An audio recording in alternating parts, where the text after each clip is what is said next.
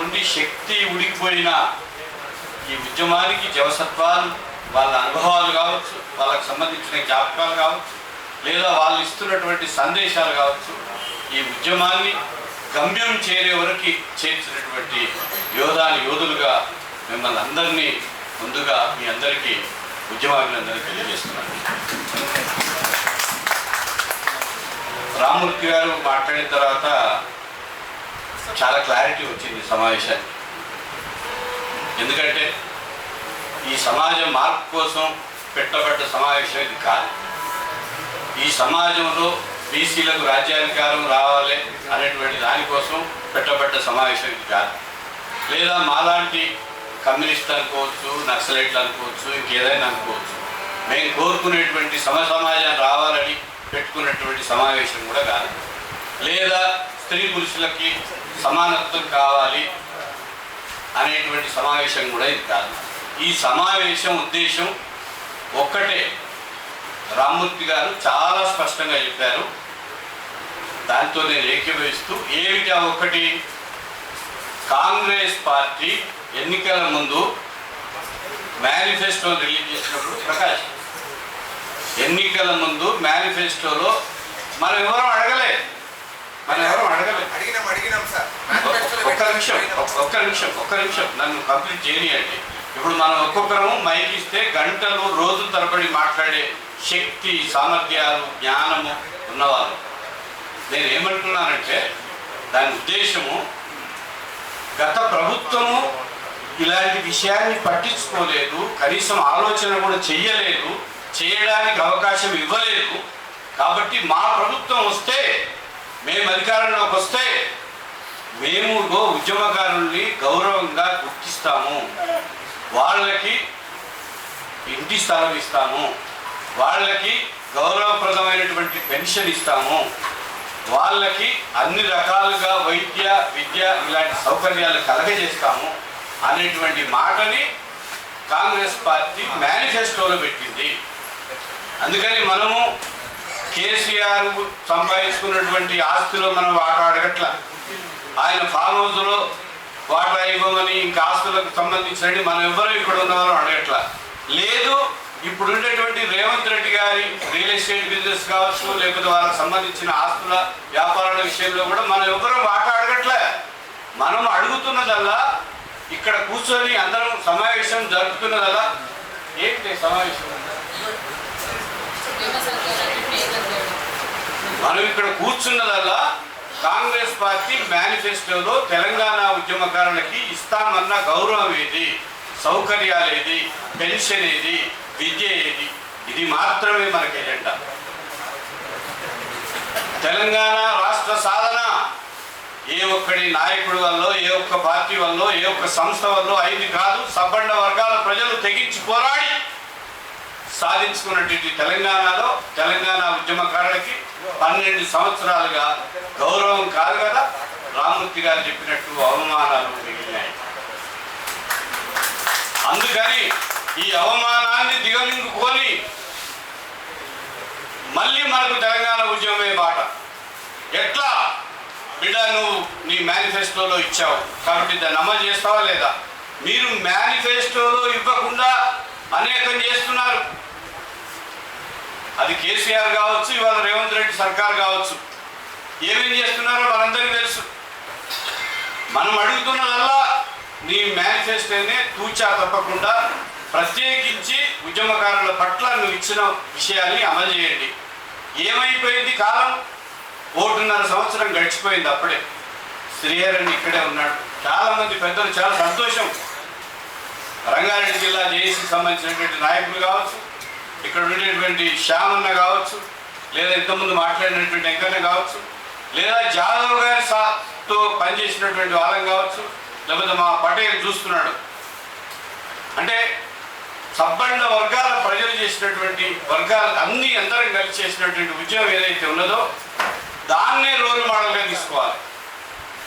1969 ఉద్యమకారులు ఇచ్చినటువంటి సందేశం మల్దేశ్ ఉద్యమంలో జేఏసీగా నిర్మాణ పరంగా లేకపోయినా ఆ రోజు జేఏసీకి అనుగుణంగా దాన్ని ఫాలో అవుతూ, అది తెలంగాణ ప్రజాఫ్రంట్ లేదా తెలంగాణ జేఏసీ కావచ్చు, లేకపోతే మరొక సంఘం కావచ్చు, ఆఖరికి చిత్తు కాగితాలు ఏరుకునే వాళ్ళు కూడా జేఏసీలు ఏర్పాటు చేసుకొని సబ్బండ వర్గాల ప్రజలు ఎట్లయితే కేంద్ర ప్రభుత్వం మెడలు వంచామో ఇవాళ కూడా మనం సాధించినటువంటి, మనకు కాంగ్రెస్ పార్టీ ఇచ్చినటువంటి పెద్ద ఇబ్బంది అవుతుందా?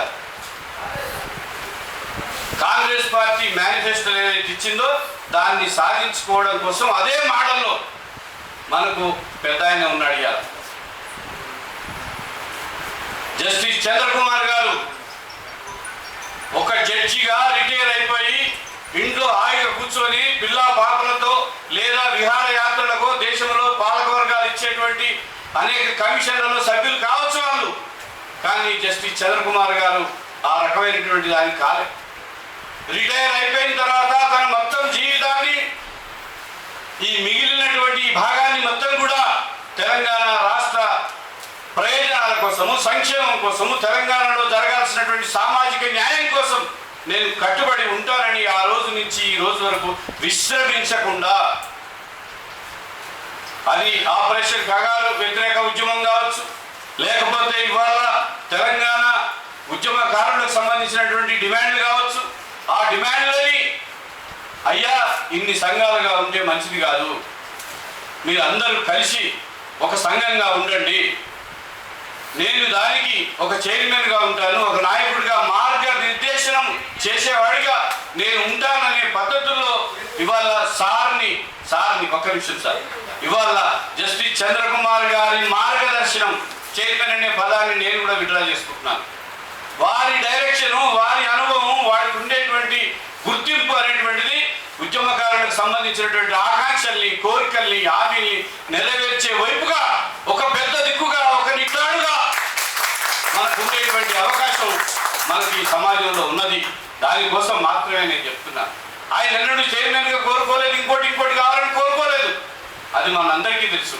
అందుకని ఇక్కడ కూర్చున్నటువంటి వాళ్ళకంటే కూడా ఇక్కడ కూర్చొని రాలేక బయట ఉన్నటువంటి సంఘాల వాళ్ళు మన మిత్రులు చాలా మంది ఉన్నారు.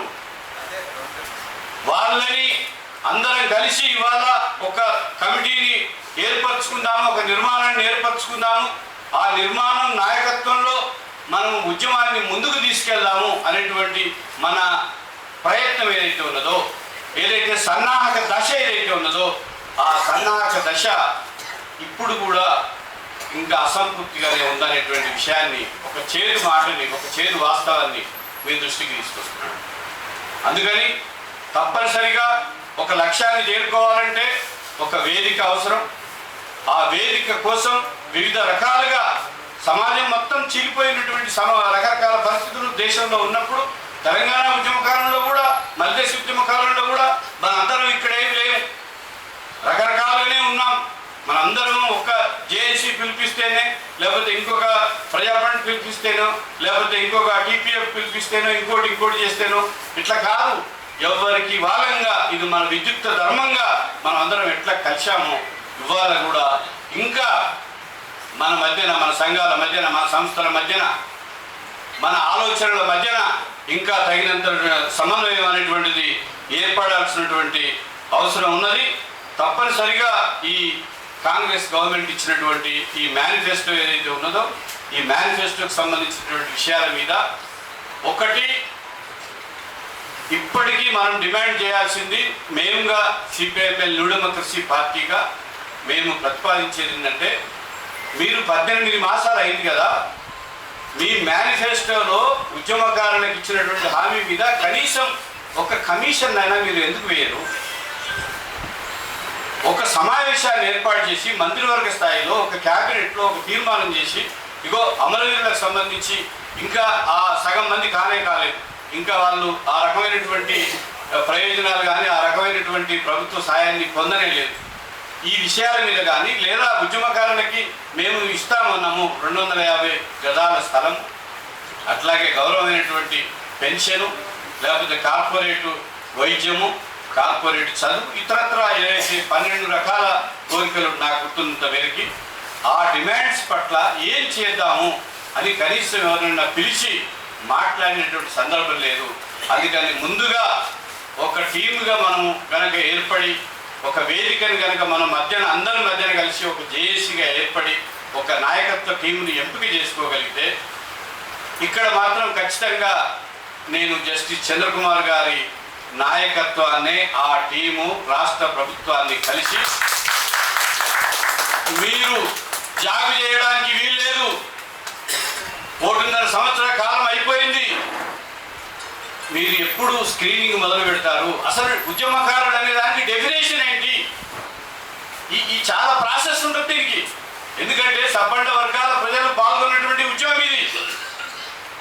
అందుకని ఆ ప్రాసెస్ని బిగిన్ చేయాలి. బిగిన్ ఎందుకు చేయట్లేదని ఒక విస్తృతమైనటువంటి ఒక డెలిగేషన్ని ముఖ్యమంత్రి గారి దగ్గరికి, రాష్ట్ర ప్రభుత్వం దగ్గరికి తీసుకెళ్లాల్సినటువంటి బాధ్యతని ఈ సమావేశంలో మనం చేసుకోవాల్సినటువంటి అవసరం ఉంటుంది.